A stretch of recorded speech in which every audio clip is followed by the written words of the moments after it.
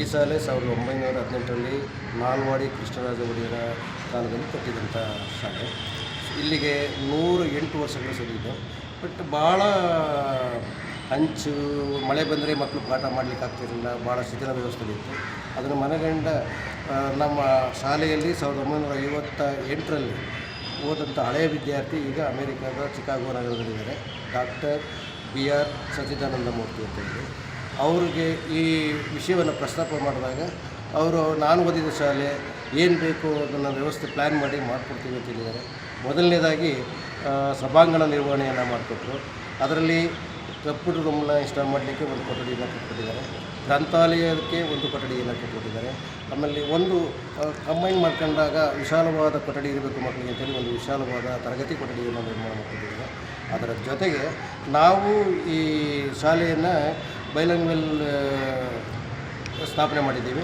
LKGಯಿಂದ up to 7th ಈ ಶಾಲೆಯಲ್ಲಿ ತರಗತಿಗಳು ನಡೀತವೆ. ನಮಗೆ ತರಗತಿ ಕೊಠಡಿಗಳು ತುಂಬ ಅವಶ್ಯಕತೆ ಇತ್ತು. ಅದನ್ನು ಅವ್ರಿಗೆ ಮತ್ತೆ ಮನವಿ ಮಾಡಿಕೊಂಡಾಗ 7 ಕೊಠಡಿಗಳನ್ನು ನಿರ್ಮಿಸಿಕೊಟ್ಟಿದ್ದಾರೆ. ತರಗತಿ ಒಂದು ಕೊಠಡಿಗಳನ್ನು ಸುಸಜ್ಜಿತವಾಗಿ ಡಿಜಿಟಲ್ ಮಾಡ್ತಾಯಿದ್ದೀವಿ. ಎಲ್ಲ ಕ್ರೆಡಿಟ್ಟು ಅವ್ರಿಗೆ ಹೋಗಬೇಕು, ದಾನಿಗಳಿಗೆ. ಬೇರೆ ಯಾರೂ ಸರ್ಕಾರದಿಂದಾಗಲಿ ಮತ್ತೊಂದಾಗಲಿ ಕೊಟ್ಟಿಲ್ಲ, ಅವರು ವೈಯಕ್ತಿಕವಾಗಿ ಕೊಟ್ಟಿರ್ತಕ್ಕಂಥದ್ದು. ಅದನ್ನು ಈ ರೀತಿ ಹೊಸ ಬಿಲ್ಡಿಂಗ್ನ ಕಳಿಸ್ಕೊಟ್ಟಿದ್ದಾರೆ ಸರ್. ನನ್ನ ಹೆಸರು SD ಶಿವಣ್ಣ, ಮೈಸೂರು ಗ್ರಾಮಾಂತರ ವಲಯದ ಕ್ಷೇತ್ರ ಸಂಪನ್ಮೂಲ ವ್ಯಕ್ತಿ. ನಾನು ನಮ್ಮ ಇಲಾಖಾ ಕಚೇರಿ ಪಕ್ಕನೇ ಈ ಶಾಲೆ ಇರೋದ್ರಿಂದ ಈ ಶಾಲೆಯನ್ನು ಭಾಳ ಹಿಂದಿನಿಂದಲೂ ಕೂಡ ನನ್ನ ಸ್ನೇಹಿತ ರವಿಕುಮಾರ್ ಪ್ರಭಾರ ಮುಖ್ಯ ಶಿಕ್ಷಕರಾಗಿದ್ದರು, ಅವ್ರನ್ನ ಗಮನಿಸ್ತಾ ಇದ್ದೆ. ಮುಖ್ಯವಾಗಿ ಇಲ್ಲಿ ಒಂದು ವಿಚಾರವನ್ನು ಹೇಳಬೇಕು ಅಂತಂದರೆ, ಈ ಶಾಲೆಯ ಹಳೆಯ ವಿದ್ಯಾರ್ಥಿಯಾದ ಸಚ್ಚಿದಾನಂದ ಮೂರ್ತಿಯವ್ರನ್ನ ಅವ್ರನ್ನ ಹೊಗಳಬೇಕಾಗಿದೆ. ಏಕೆಂದರೆ ಪ್ರತಿಯೊಂದು ಸರ್ಕಾರಿ ಶಾಲೆಗೆ ಇಂಥ ಹಳೆ ವಿದ್ಯಾರ್ಥಿಗಳೇನೋ ಸಿಕ್ಬಿಟ್ರೆ ಶಾಲೆಗಳು ಉದ್ಧಾರ ಆಗೋದ್ರಲ್ಲಿ ಮತ್ತು ನಮ್ಮ ಏನು ಶಿಕ್ಷಕ ಮಿತ್ರರು ಇದ್ದಾರೆ ಅವರು ಒಳ್ಳೆ ದಾಖಲಾತಿ ಆಂದೋಲನದ ಮುಖಾಂತರ ಪ್ರತಿಯೊಂದು ಮನೆಗಳಿಗೆ ಇಲ್ಲಿ, ಯಾಕೆಂದರೆ ಇದು ಸಿಟಿ ಆಗಿರೋದ್ರಿಂದ ಪೋಷಕರಿಗೆ ಸ್ವಲ್ಪ ಕಾನ್ವೆಂಟ್ ವ್ಯಾಮೋಹ ಜಾಸ್ತಿ.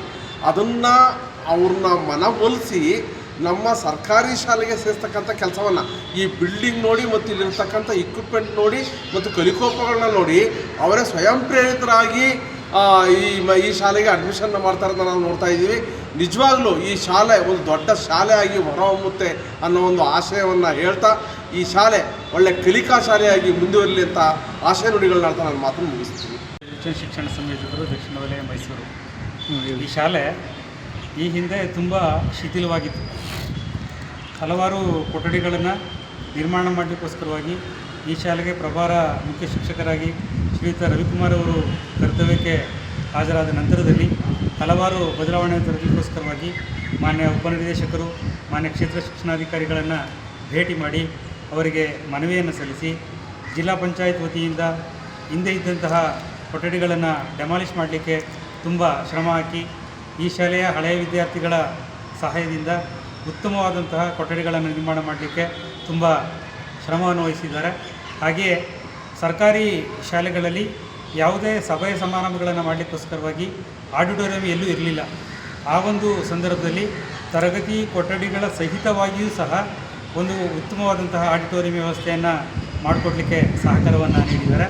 ಅವರು ಈ ಹಿಂದೆ ಹೇಳಿದಾಗೇ ಉತ್ತಮವಾದಂತಹ ತರಗತಿಯನ್ನು ನಿರ್ವಹಣೆ ಮಾಡಲಿಕ್ಕೋಸ್ಕರವಾಗಿ ಒಳ್ಳೆಯ ಶಿಕ್ಷಕ ಸಮೂಹ ಅವರೊಡನೆ ಕೈ ಜೋಡಿಸ್ತಾ ಇದೆ. ಹಾಗೆಯೇ ಖಾಸಗಿ ಶಾಲೆಗಳಿಂದ ವಿದ್ಯಾರ್ಥಿಗಳನ್ನು ಸರ್ಕಾರಿ ಶಾಲೆಗೆ ತರಲಿಕ್ಕೆ ತುಂಬ ಶ್ರಮ ಆಗ್ತಾ ಇದ್ದಾರೆ. ಆ ಒಂದು ನಿಟ್ಟಿನಲ್ಲಿ SDMC ಅವರು ಹಾಗೂ ಪೋಷಕರ ಸಹಕಾರವನ್ನು ಪಡೆದುಕೊಂಡು ಹಲವಾರು ವಿದ್ಯಾರ್ಥಿಗಳನ್ನು ದಾಖಲು ಮಾಡಲಿಕ್ಕೆ ಅವರು ಶ್ರಮವನ್ನು ಹಾಕ್ತಾ ಇದ್ದಾರೆ.